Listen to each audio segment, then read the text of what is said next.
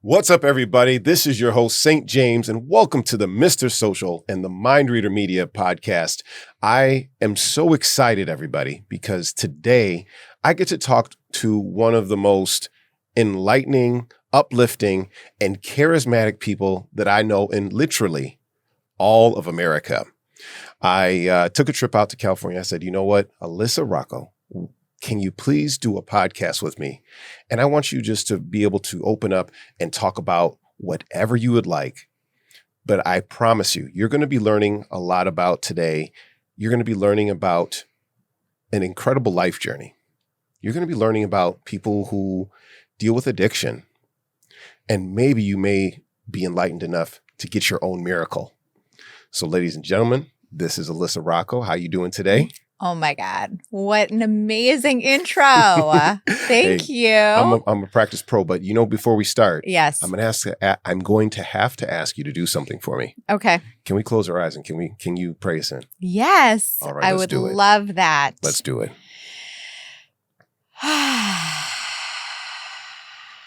We ask the infinite source of wisdom, our higher power, to help us set aside everything we think we know about ourselves, our life, this conversation, so we can have a totally open mind, an open heart, and a brand new experience together.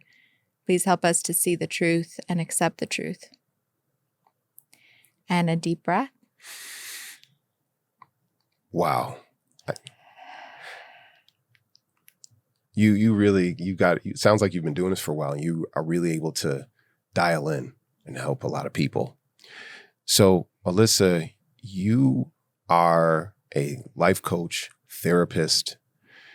You wear a lot of hats in a very, very deep category. Yes. And what's amazing is that you help people from all walks of life. Yes. But one of the first people that you ever had to help was yourself. Yes. So, ironically, I'm from Western New York. You're originally from Boston. That's right. So, does that mean we have to fight? Well, it depends. It depends. Okay. So growing up in Boston, you were surrounded by death. Yes. Could you tell me a little bit about why you were surrounded by so much death in Boston? Yes. Well, it actually did really shape why I became a life coach. And I do just want to clarify, I'm a life coach, not a therapist. Right and on. There's a difference that I will elaborate on. But okay. I grew up in a pretty unremarkable household. I mean, I'm the oldest of four in an Italian, Irish, very Catholic family, which is very common if you know anything about Boston. But the interesting part was that my dad was an undertaker, and that the funeral home business had been in my lineage for 3 generations before my dad. So I grew up, my grandmother and grandfather lived above the funeral home, and I grew up very much like playing with caskets and moving around dead people. And it's so interesting because death was such a part of life. Right. It was such a part of the conversation. I was fascinated with death because I think that from a very early age, I always felt uncomfortable in my skin, in my human skin. So death just seemed like this sort of like reward. Like, what happens? Where do you go? Like, what? And I felt very connected to spirit, to this idea of spirituality, I think, because I felt so imprisoned in the physical form. And I could not have told you that at the time. I was just a kid, but I was like, why do I feel so uncomfortable? I wish I could die to go where these people go. Right. So it just really framed up, I think, for me, this deeper question about the purpose of life, which then really framed up the path that I took. Right on. It's interesting. A lot of people overlook the fact that what we see as children builds such a strong foundation for the rest of our lives. Like, it is imprinted, just as when a baby goose sees its mom for the first time, that is the imprint right there. When a kitten decides to adopt you, as some animals do, it's there for the rest of your life. And how you're treated, what are your most common interactions, end up being something that stick with you for the rest of your life. Yeah. And those habits are weird. I mean, the way that the foods that we eat. Mm-hmm. Now you're from Boston, so probably the food wasn't that good. The opposite, James. All right. I have Italian grandparents. Okay, that changes everything then, okay? But then also it's like the religions and cultures that were surrounded. And I believe you even said it, that, you grew up in a very Catholic neighborhood. And you're right, Boston is known as one of the meccas for Catholicism. And I've heard the phrase that people will say that they are a recovering Catholic. Mm-hmm. And could you, before I go too deep down that, what does it mean to be a recovering Catholic? Yeah, I think that recovery in any sense is a return to self, to sanity, to a sense of a deeper identity. And I think that for me, growing up in a Catholic family, Catholicism is a very dogmatic religion in that there are, ways to go about Catholicism. You got to go to church. You got like the 10 Commandments, right? Like there's just the parts that are taken as law. And it was very much the culture in my family that was the truth. Really? I was going to hell if I had premarital sex. Oh boy. I was, so those things were ingrained from a very young age. And I think that recovering from Catholicism is the one identification that those laws are not necessarily my laws and not necessarily true for me. And what is my relationship with what I call God, a spiritual power of the universe? What does that look like that is unique to my self-expression, not just dogmatic, what I was taught, because that's what religion teaches me. Right. So I think the process of really discovering that is what recovering from Catholicism means, at least to me. I fully understand that.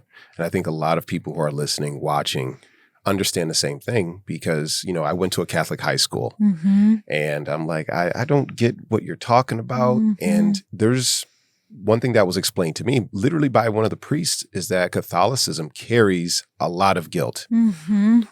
Regardless if you have done anything good or done anything bad, no matter what, you're still guilty. Yes. And I think that could kind of work your way into always feeling burdened. Yes. And that could lead to some very bad life choices down the road. Because if you're always feeling guilty, you may always look for a release. Yes. And that could go into levels of addiction. Well, do you want me to share my story about that? Because I hope so. It's a good segue. I didn't bring you on here for your good looks. I mean, well, a little bit too.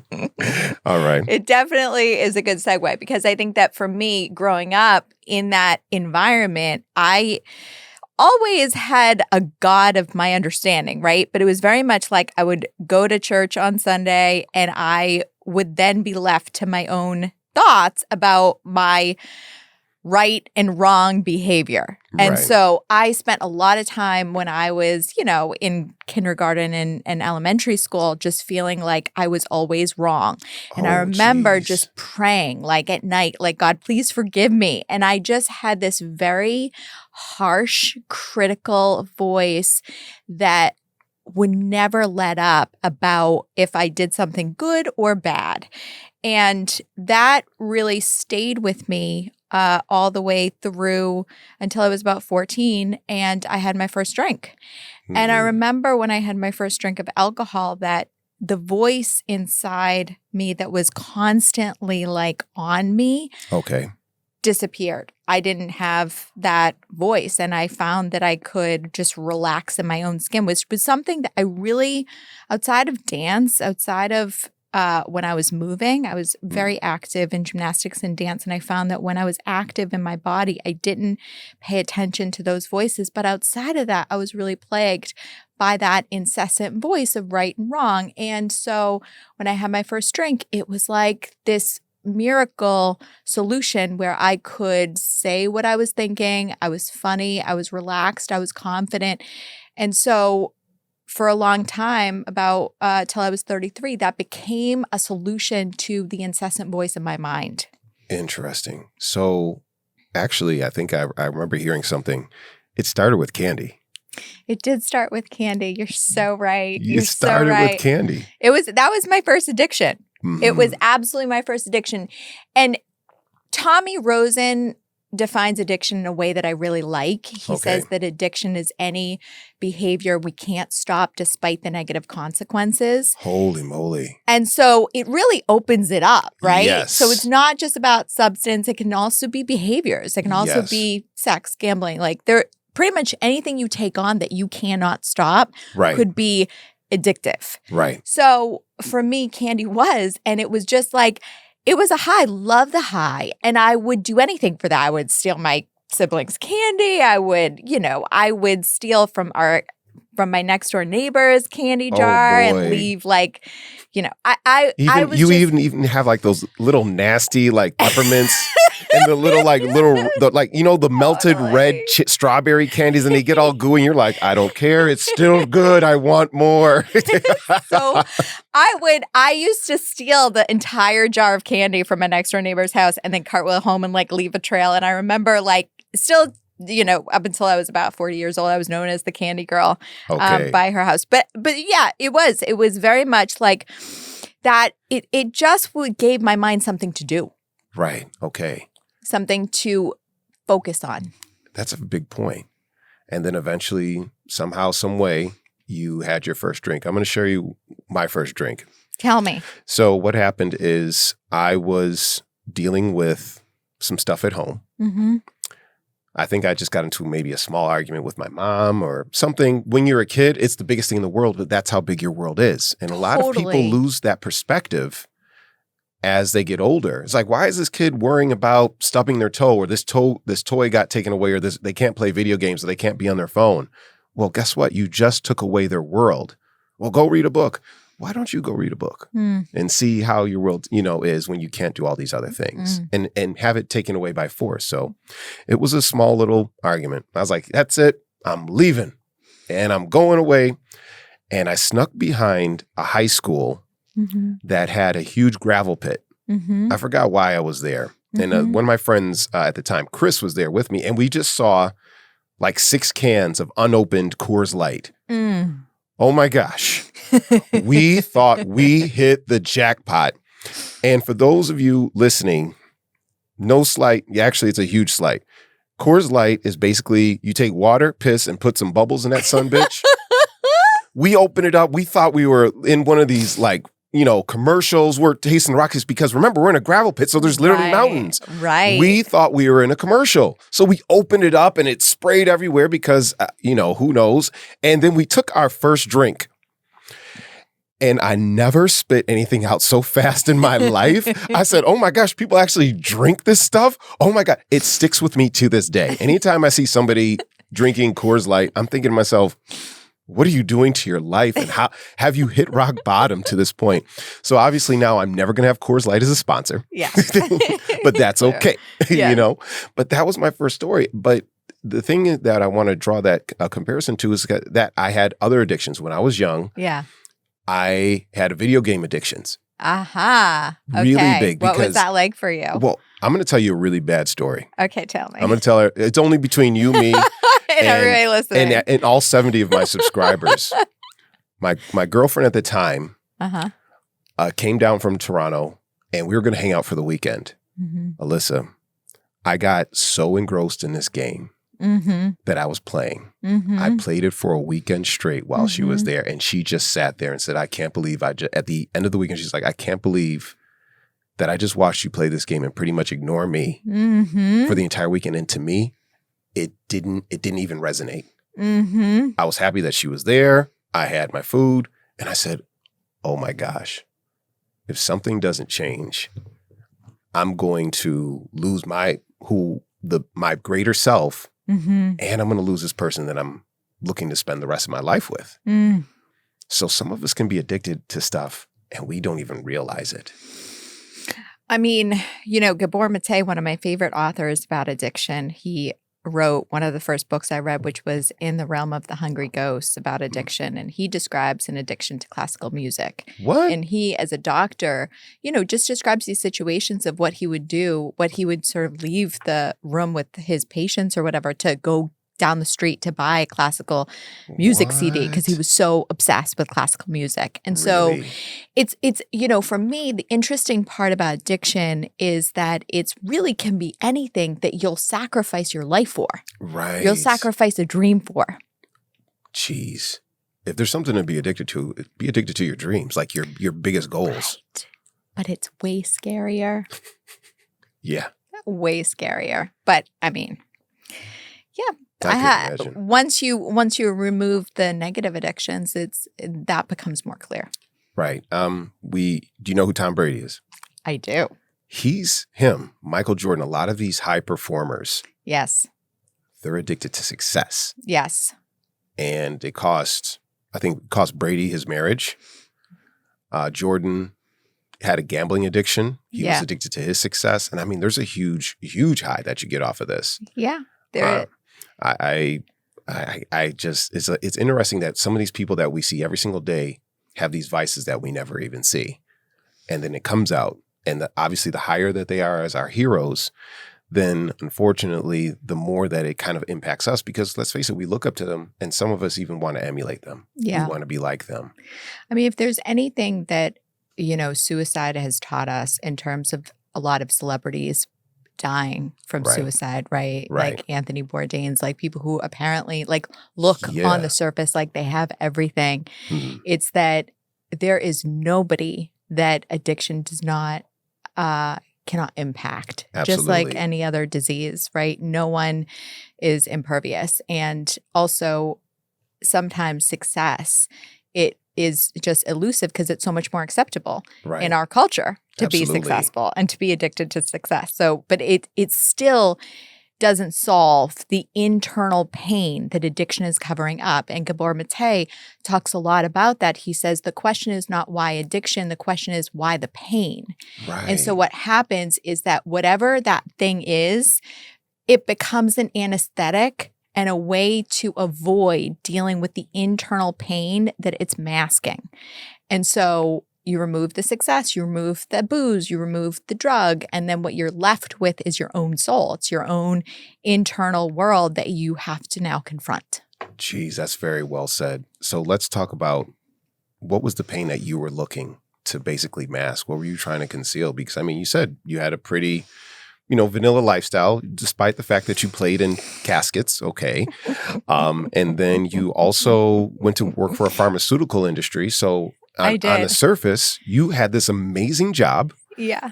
But on the inside, I think no guy was attractive in Boston. You're so funny because you've listened, some of my story. So what happened here? Well, I think that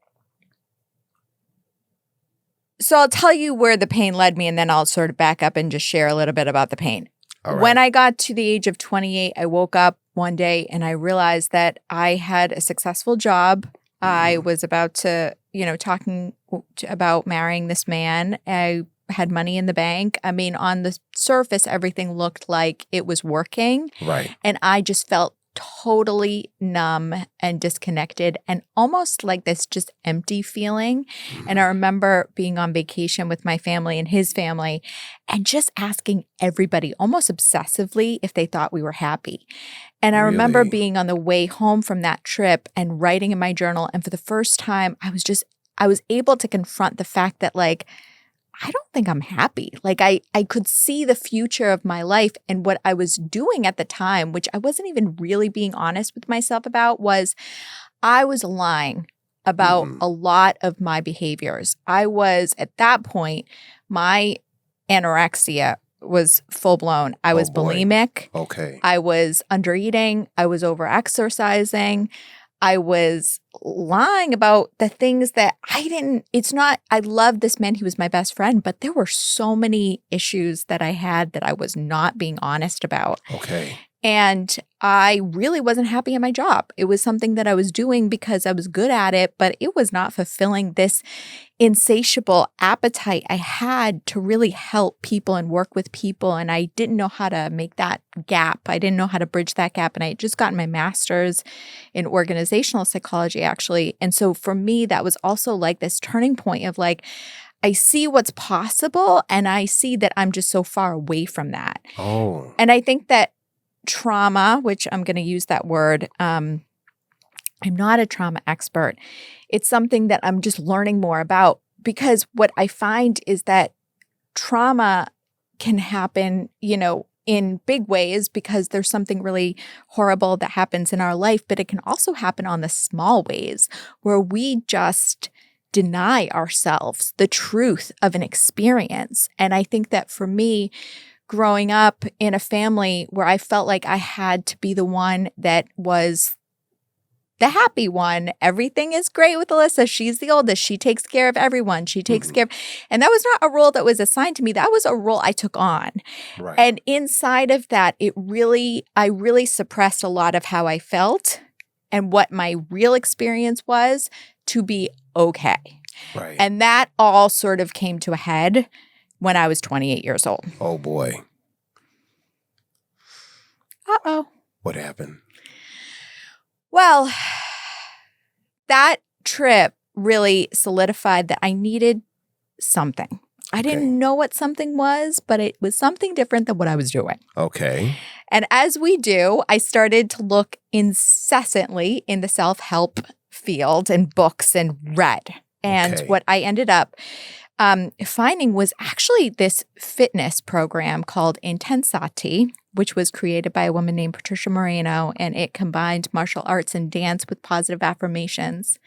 And it's actually the founder has recently died, but it's still something that is taught in New York. And I found it, and I'm like, this is my dream. This is what is going to take me away from, is going to solve all the pain. And I became a fitness instructor.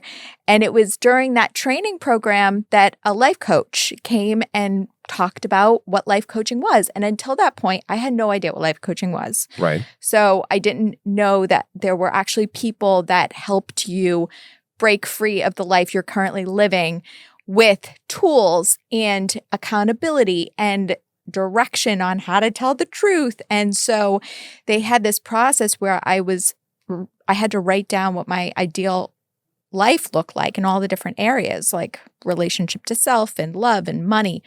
And I sat down with a coach for 1 hour after I did this writing assignment, and she said, your problem is you're lying to yourself. Oh my goodness. And it was the first time anybody had ever really looked at my inner workings and really just pinpointed my problem. Because the way she described it was that I was telling everybody one thing, this story of happy-go-lucky Alyssa, and behind the scenes, I'm like this pained, imprisoned woman who's anorexic, bulimic, drinking, and lying.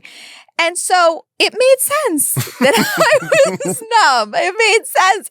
But I hadn't, in my own world, we become so comfortable in what is uncomfortable. Right. And so I hadn't seen it so clearly, but she as a life coach did.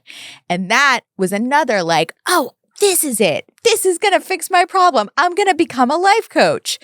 So I did. I studied for 2 years with this company called the Handel Group, and I moved to New York. When I graduated, I quit my job, moved to New York to become a life coach, thinking that my life was going to take off. And wait a minute.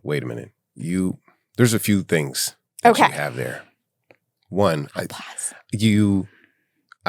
for a second there, I actually thought I was right next to you when you were going through this journey. Like I had to think oh my gosh, how many people do I know are living in a scenario like that? On the surface, everything is fine. White picket fence life.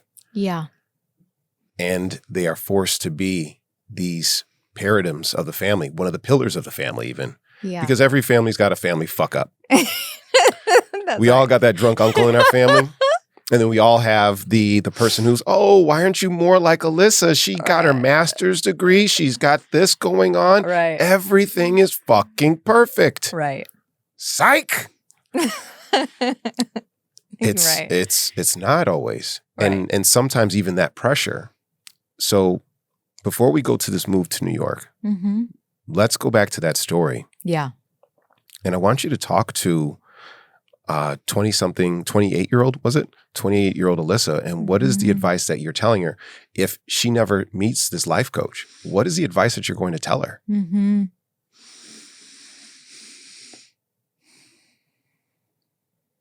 you're not alone, which sounds so trite, but I actually think that it's what I needed to hear at the time because I felt so isolated in my own opinion of myself and who I thought I needed to be Right.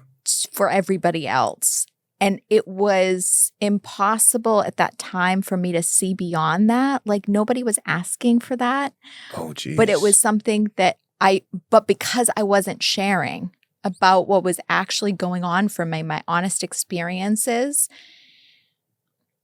I didn't have any other way. And so I think for anybody going through something where they feel alone in their own thoughts and in their own world, the first thing is to just tell somebody.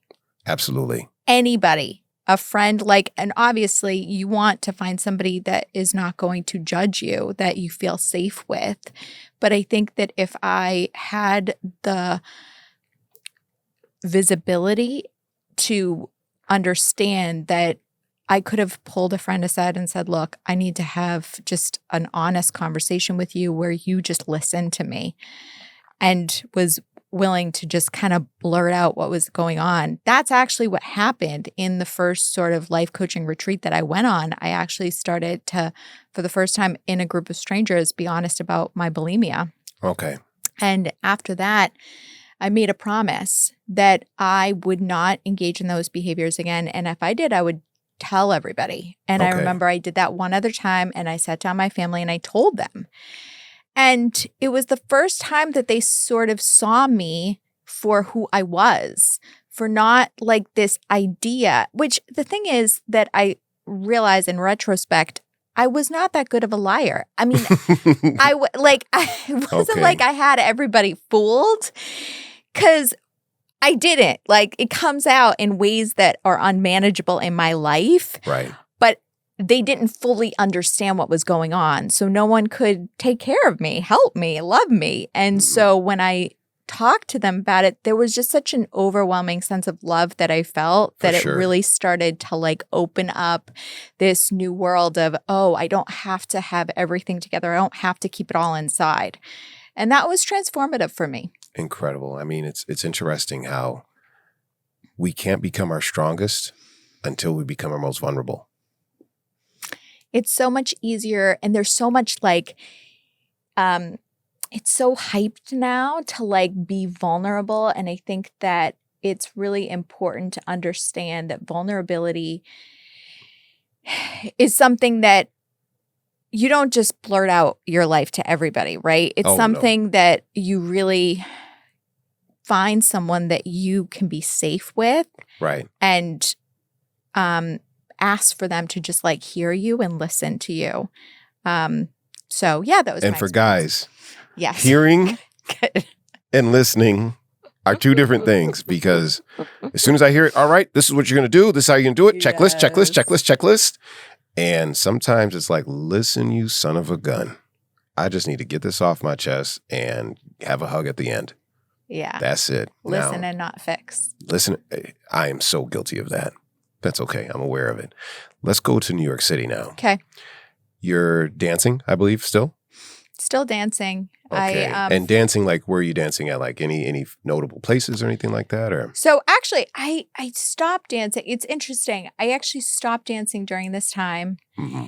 And I found dancing again when I got sober. I found 5 Rhythms, which I love. It's a huge community in New York. For anybody who doesn't know, Google it. So it's an awesome, awesome practice. Mm-hmm. So that's what's happening. So no, I've really isolated once I get to New York. I've really become very small. My world has become really small. Right. It includes work. It includes Bikram yoga. And it includes my apartment. Oh, boy. And what part of town were you living in? I was living in the Upper West Side. Oh, so you were fancy. You were one of them bougie son of a guns. I see. Eating kale croutons all day. I got you. And you were out there in New York, and your life was very, very isolated.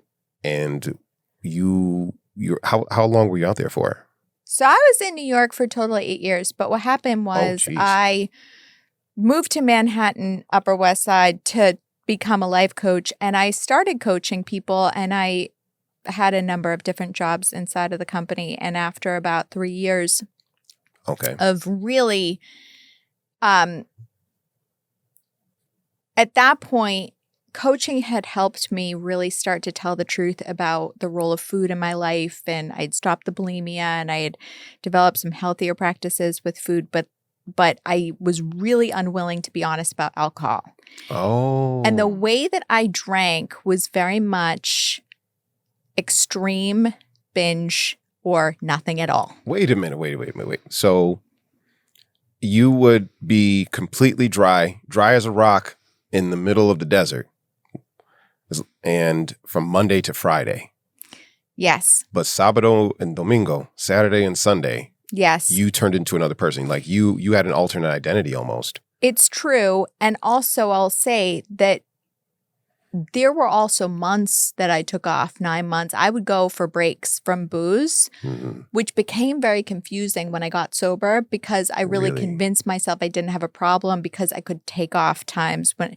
So not drinking wasn't a problem. Okay. One drink was a problem because the minute I had one drink, I wanted more. Oh. One drink was never enough. I see. And as long as I, and there were some instances early in my drinking career that I could have 2 drinks and stop, but I was miserable. I was obsessively thinking about that next drink, and that's how it was for me. So often I would end up blacking out with a bag of peanut M&Ms, not knowing what happened. Someone would have to take me home, falling asleep at dinner, all sorts of just embarrassing, shameful activities that I would engage in when I drank. And that happened for 3 years. So you were the woman down then, basically. Totally. You know what that is for those of you who are listening and watching and don't understand what woman down is, it's the ladies who are walking away from the bar, but they're so drunk that they fall down and somebody has to carry them out like they're a wounded warrior on the battlefield. That was me, to a T. Wow. Well, listen, I definitely appreciate you sharing that with us because it's not easy, but there's a lot of people out there that need to hear this because they don't understand that that's who they are. And I mean, I could literally say that to some people's faces. I was in a relationship with somebody she turned out to be very toxic. Yeah. Which turned me very toxic. Yeah. And there would be times I would talk to her. I was like, don't you remember this conversation that we had? Nope. You don't remember me carrying you home? Nope. Yeah. I said, oh my goodness, this is not a good scenario for myself or anybody. And the thing is that person, whoever it is, needs to at least say, okay, be open to the fact that maybe this is a problem. Even if it's just, I'm open to it. It's a big start. Now, you were moving from binge drinking and you are still trying to help out other people. Did you feel an internal conflict within yourself when this was going on? Like, did you feel like an imposter syndrome and to be like, I shouldn't be helping these people because I'm not, my compass isn't set to north myself? I did. And it was something that I talked about. So I was always, the way that I justified my drinking was like, I wouldn't drink when I had clients. I wouldn't drink during the week. And then I deserved the drink on the weekend because I had sustained myself for so long. And so what became very obvious was that I could not keep promises about my drinking. I would tell you that I'm going to have 2 drinks. I would go to a bar. I would have the bartender add more shots to the drink so that you could see 2 cups and I had way more in the cups. Like that was, and so that disconnect, it was interesting. And I think that I hear this a lot with addicts that I was lying to myself about how much of a lie that was. Like for me, that really was, I really believed my own stuff. So in that way, it was sort of like I could help people and look at their lives. And there was a disconnect between seeing my own life. But inevitably, that level of integrity became more and more pronounced. And how that showed up was in the unmanageability of my life. I started not performing well. I got bad reviews. And so eventually the founder of the company said, there is something way off about you. Right on. I want you to make a list of all the things you're lying about. And I actually went to Burning Man. Okay. And just right before I went to Burning Man. But she was essentially like, you're fired. But I want you to make a list. And I did. And I really told everything. Everything came out on that list. And it was instance after instance of the times I lied about booze. And she said, "You're an alcoholic." Jeez. And I did not think that I was, because I think, and this is something that is, I'll just say that there's a stigma about what alcoholism is. Right. Shatterproof, which is a national organization, does a lot of really great work in this area to debunk the stigma. For me, I thought an alcoholic was somebody who could not keep a job, Right. who drank all day, Yep. who had the shakes, who was in their apartment and bottle after bottle of vodka. That was not me. That's the image that we were raised to believe. That was the image. And that was not me. I was very much somebody who could keep a job, who had an apartment, who had some money in the bank, and outwardly looked like I had everything okay. But the problem was that inside, I was obsessively thinking about booze in a way that I was planning what I was going to drink on Friday, on Monday. I was lying about all of those thoughts. And so my inner world was a wreck. Jeez. Oh my goodness. So I think if I remember correctly, did the pandemic bring you to California, or what brought you to California and to where you are now? Well, I got sober. I ended up losing my job as a coach. I moved out to Westchester and actually lived on a farm and got sober for 2 years out in Westchester, and then moved back to Manhattan. And that was a whole world where sobriety really gave me the ability to coach people. Okay. Because now I can honestly own my story, share my Exactly. story, deal with that. So it was You lived the life. You lived that life. It was honest, right? Right. And then what happened at the beginning of the pandemic was I had some health issues. I knew I was having trouble going to the bathroom, and for 2 years, and actually finally had surgery. And what they discovered was a 10-centimeter mass. What? That was taking up my entire rectum. And Okay. so they thought that I needed this big abdominal surgery. At this point, I'm sober, so I have the ability. I'm not alone anymore. So I talked to my community, and I got help, and I got a second opinion. The second opinion happened to be out here in California. I came out to California at the beginning of COVID to get seen by somebody. Okay. And she removed the mask, and I stayed. I was like, my soul felt at home in California in a way that I had not felt comfortable in New York. And that started a whole new chapter. That's because you were further away from Boston. Is that what it is? That's what it James? really is. And I mean, I would normally go to, what are the culture differences between these two places? But there's a few people who are probably listening right now, and they're saying, well, she's going on and on about sobriety and on about alcohol in particular. And we've already touched on that you can be dependent on a variety of different things. One thing we also talked about is certain stereotypes.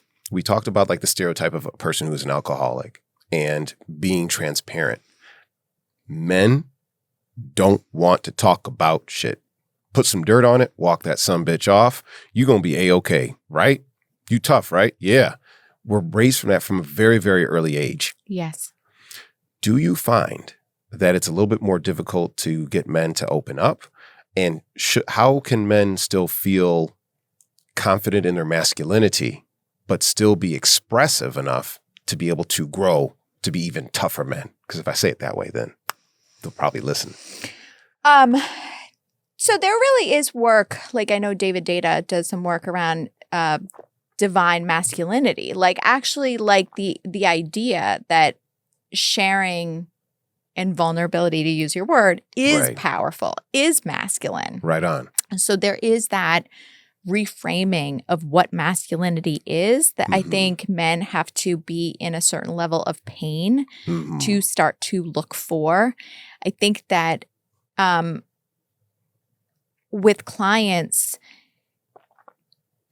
I think that when I work with clients, there's already, like I set up a context where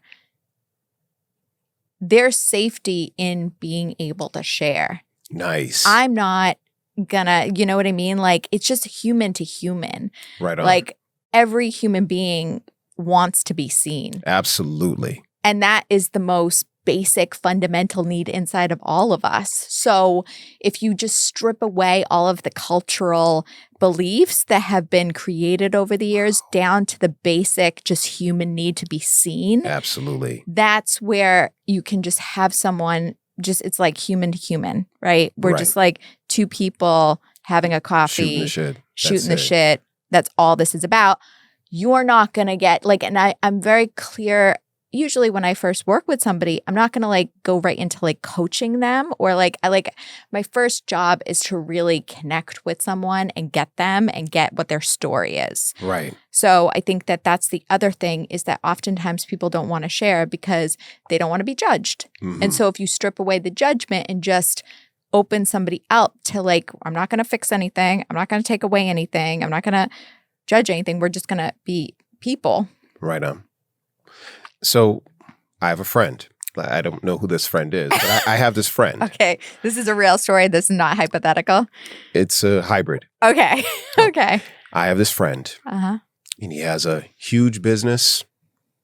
And if you looked at the outside, you see all the trappings of a perfect life. Beautiful house, beautiful car, beautiful kids.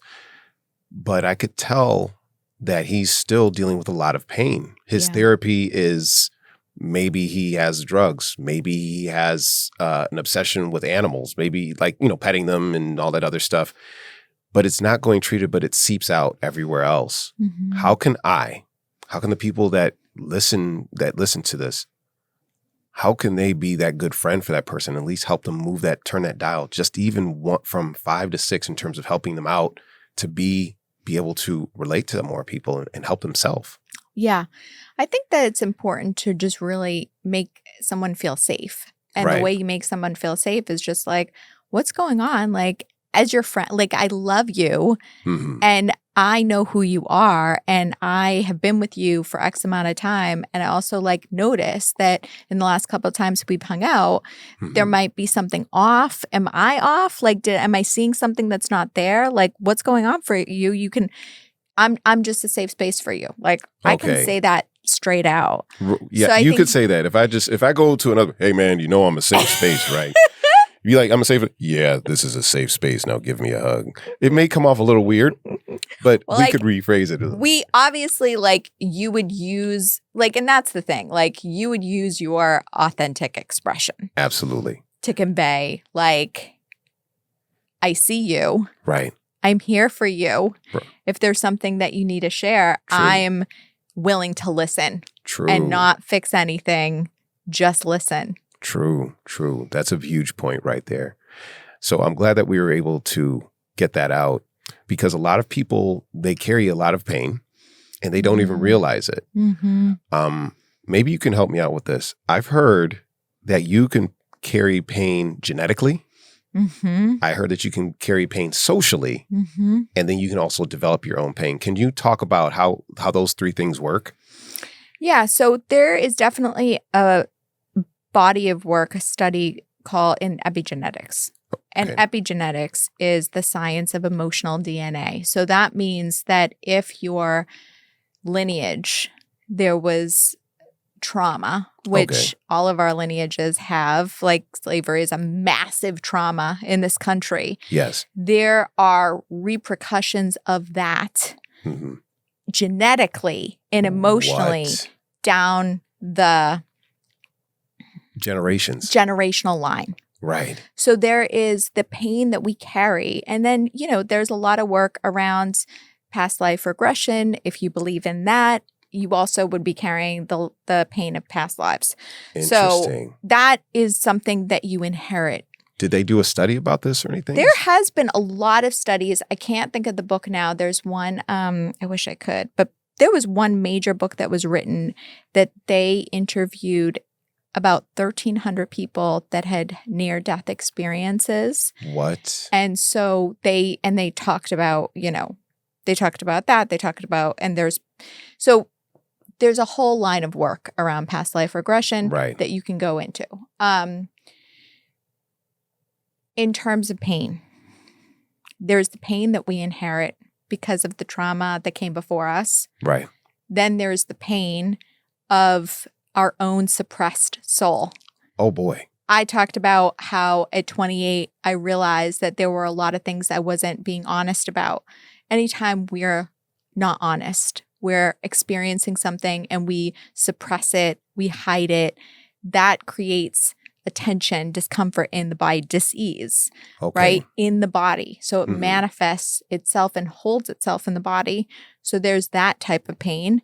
And then there's also intellectual pain of obsessing, of being caught in these intellectual thought patterns. Yes. I know so many people that are so smart that they're stupid, and then they get mad that they're not smart enough to figure something out. It's like, listen, dude, you're human. Despite your high IQ, you're just as dumb as the rest of us. That's its own body of pain. And I think that for me, what I discovered in recovering from alcoholism and other addictions is that I started to do the internal pain in my body, and that really was that actually moved stuff versus the pain that I was that was caused by my head, by living in my head, almost as a diversion. So you know what I just did is I looked up. Tell me. The generational pain. Please. So they did a study with mice because mice reproduce very quickly, so you can have several generations in a short period of time. And what they did is they electrified a floor inside of this cage, and they put food on the other side of this cage. So what happened is the first generation of mice or whatever it is tried to go across the cage, and they got shocked. So they wouldn't go for the food anymore. Second generation comes out, they get shocked. And they're like, okay, I'm staying away. The third generation of these mice actually stayed away from the floor, this electrified floor, and knew not to go towards that particular place. So to say that, oh, well, just because, my grandparents went through these struggles or something happened a long time ago, whatever, particular problems that you may say, if it was impactful enough, it can get written into your DNA. That's right. So we could be literally carrying the sins of the father, not saying like the sins like you did this bad, but something bad happened to you and it's going to carry on to you to this day. And we're not even aware of it. So when we say, oh, well, my parents were alcoholics, they could be carrying that pain. Yes. And they could also be carrying that disease. Yes. So, and alcoholism can be passed down. Is that true? I think that you can be biologically predispositioned to alcoholism. Right. I've experienced that. And that's a theory. That's not fact or science. Okay. There has not been a lot of studies done regarding alcoholism and neither of my parents claimed to be alcoholic. So in that way, but my grandfather's father was. Oh. So generally, there is alcoholism, there is addiction in the family. And then what epigenetics teaches us is anything that was emotional, traumatic, that has not been healed will pass down in whatever way in the next generation. All right. I got a tough one for you. Are you ready? I'm ready. So I'm just saying hypothetically here because somebody may call me up. Were you talking about me? No. But if the shoe fits, it sounds like you got something you got to work on. So let's just say you're with somebody, 90 days, a year goes by, and you romantically, okay, romantically, yes, and you start peeling back that onion, that whole knowing them, and you find out that there's a lot of trauma going on. There's a lot of past trauma, and it pops out in a lot of places. There's times that I've met people who I was like, yeah, I definitely want to be with you. And then I found out that they were abused as a child, mentally, sexually, physically. And that may not come out for a long period of time. How can I be a good spouse? How can I be a good boyfriend to that person? Knowing that, oh my gosh, this is something that could be a trigger point for them. What the heck do I do? Well, so A Course in Miracles, which is a spiritual textbook. It's a complete self-study spiritual thought system. That contains 365 lessons to transform your thinking from fear to love. Talks about all relationships as being assignments. And actually, the reason why you chose that person is because their trauma is a perfect match for your trauma. Oh my gosh. So actually, it's deeper than like, oh, they have some problems. Like what you want to actually look at is what is within me that needs to be healed that brought me to be with this person. Right. And so it's more interesting for you to also just see that it's not random why you are brought together with another person because their trauma is a match for your trauma.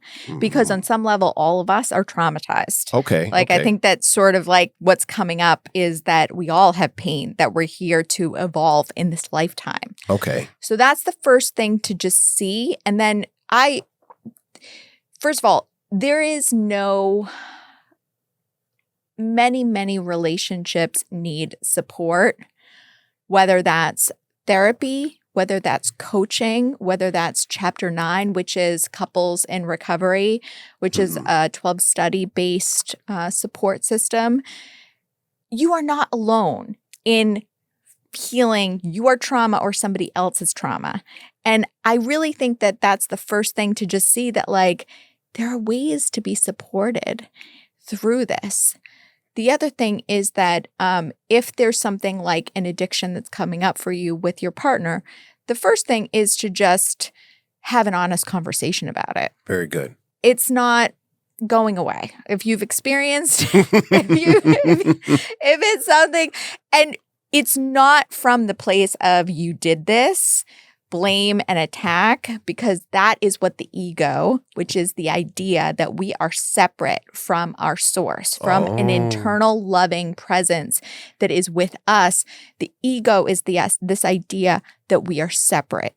And so the Course in Miracles talks about two ways of thinking, fear and love. Okay. And the ego is the thought that we are separate from source and therefore lives in fear and wants to either attack or blame. It's like very aggressive.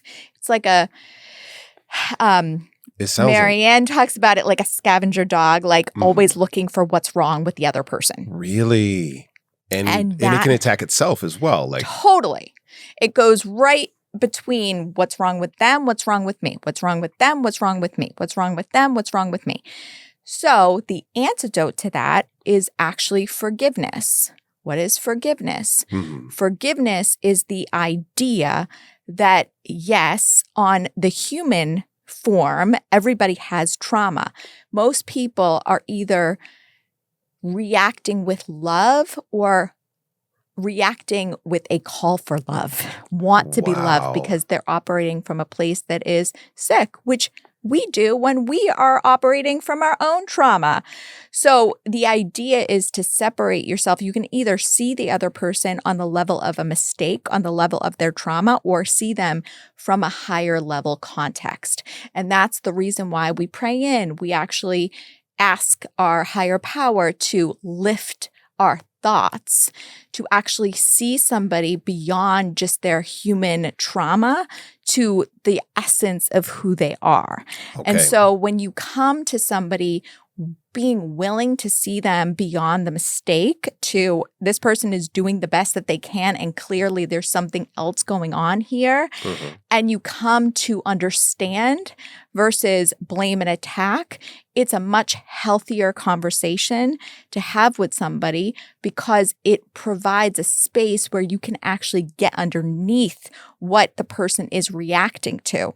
Just like when you're scared or you're triggered. Right. We don't act from the highest level. That's so true. That is true. Yeah. I mean, when you think about fight and flight and all those other things, you're not the same person. And sometimes I've even caught myself like, hey, listen, the way I was acting the other day wasn't right.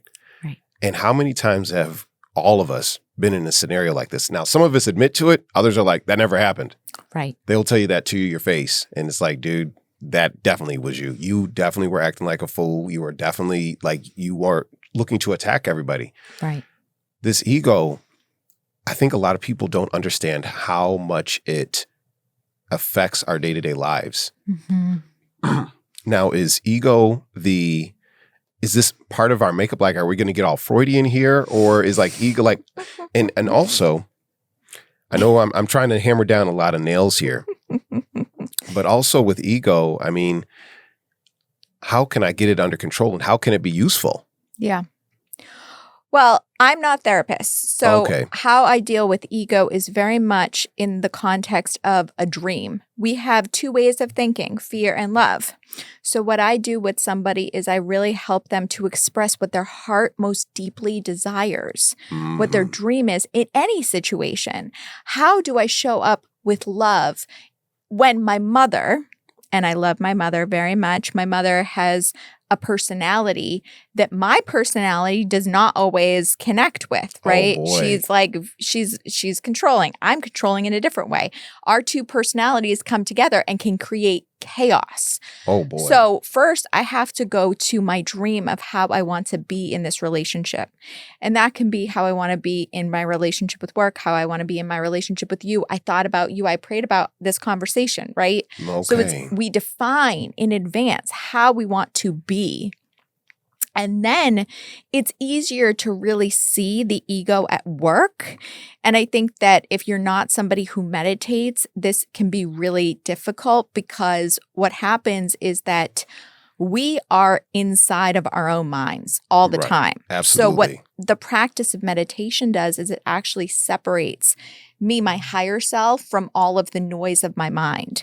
So if I'm not taking any time in a day to really just like sit and let my mind just be my mind and Right. not be connected to every single thought, then Right. it's really hard to see what's love, what's fear, what's love, what's ego. Right on. Right on. But if you can really define for yourself who you want to be in any given situation, then when the ego starts to do its thing, which is like, why is James wearing that? What is wrong with him? Why is he asking me these questions? Like the ego will say all sorts of shit.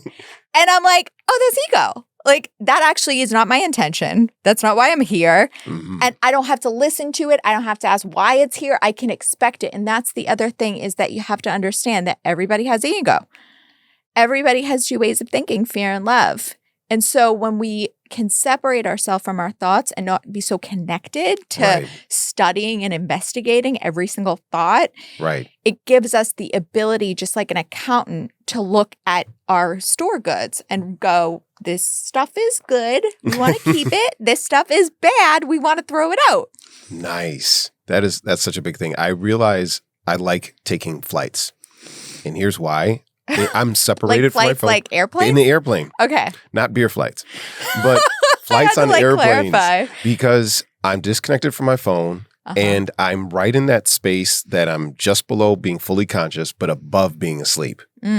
But for some reason, my best ideas, my best thoughts, my best connection to whatever it is comes about. And I'm like, oh my gosh, I wish I could be here all the time. And then I write like a madman. And then people think like I'm having a manic episode or something. And I'm like, no. I guess I just got this massive download from, source or whatever you want to call it. So the Course in Miracles, kind of pulling back to that, you talked about, I think it was chapter 9, if I'm not mistaken. And Chapter 9 is a recovery group for couples. Oh, dang, you got it down. You study this pretty well. What is one of the most impactful chapters that you've seen in A Course in Miracles? So A Course in Miracles is a series of lessons. Right. So every single day for 365 days, you get a lesson, which is basically a 5-minute meditation and an affirmation. Okay.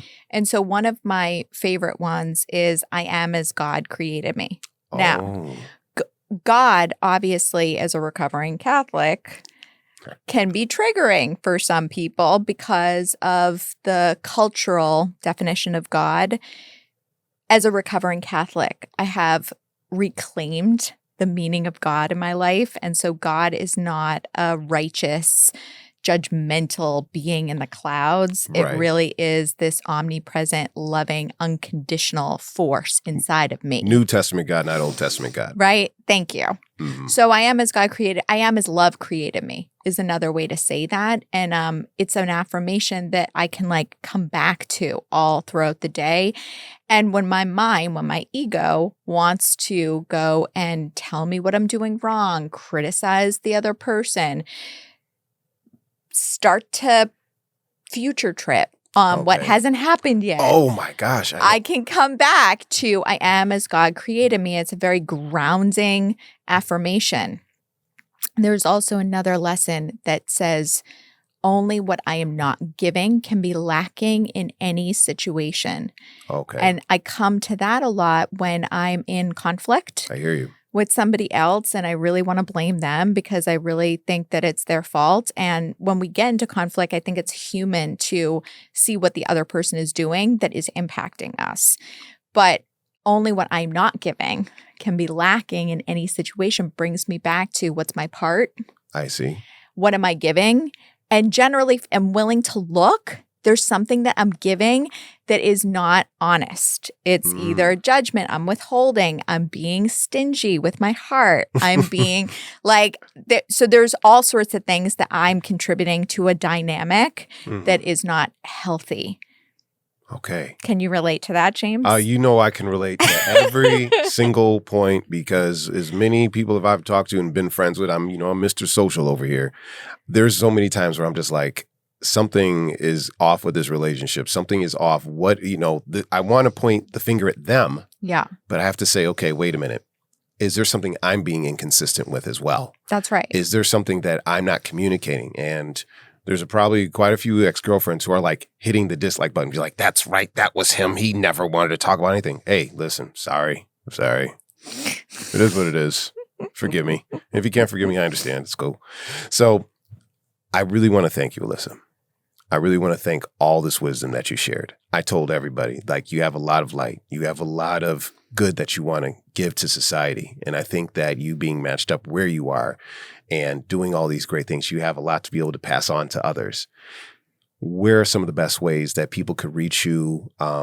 I guess you're going to be really stepping up your practice in the summertime, or how is things going to be progressing for you? Yeah. So James knows I'm pregnant, 33 weeks pregnant. So I'm going to take a little bit of time off in April and May. And then there's a couple of ways to find my work. One is mybadassrecovery.com, which I've teamed up with a colleague and we have a podcast. It's only 10 episodes, but we really break down the stigma of addiction and what it is and what it's not. And so there's a whole bunch of resources that you can find. We're going to be starting the podcast up again probably in the summer. So there's that body of work.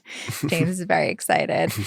You can also go to roccocollective.com, which is my private practice. And that talks a lot about just resources in terms of bodies of work that I've done, but also talks about my private practice and the type of coaching that I do. Wonderful, wonderful. And where can people find the book, A Course in Miracles, the workbook, and get those 365 meditative sessions? Totally. So if you Google, there's two ways. So you could Google A Course in Miracles. It's a big blue book.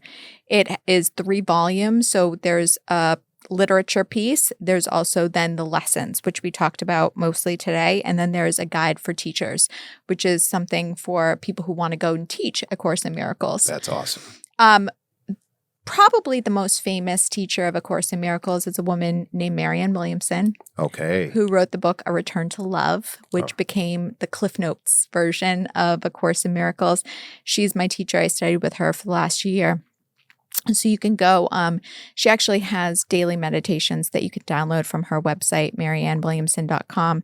And you can also read her book if you're like, A Course in Miracles sounds interesting, but I don't think I'm ready for that level of work yet. You can go read A Return to Love. I love it all. Thank you so much. And what do you say? Well, you brought us in with a prayer. What do you say you just pray us out as well? I absolutely would be happy to. Thank you so much, James. Rock and roll. Thank you. Rock and roll. Absolutely. We thank this power for bringing us together and ask for the serenity to accept the things we cannot change, the courage to change the things that we can, and the wisdom to know the difference. Thank you. Thank you. All right, guys, you have listened to Mr. Social, St. James on the Mind Reader Media download. I encourage all of you guys to like, subscribe, leave a few comments as well, and I will see all of you on the next episode.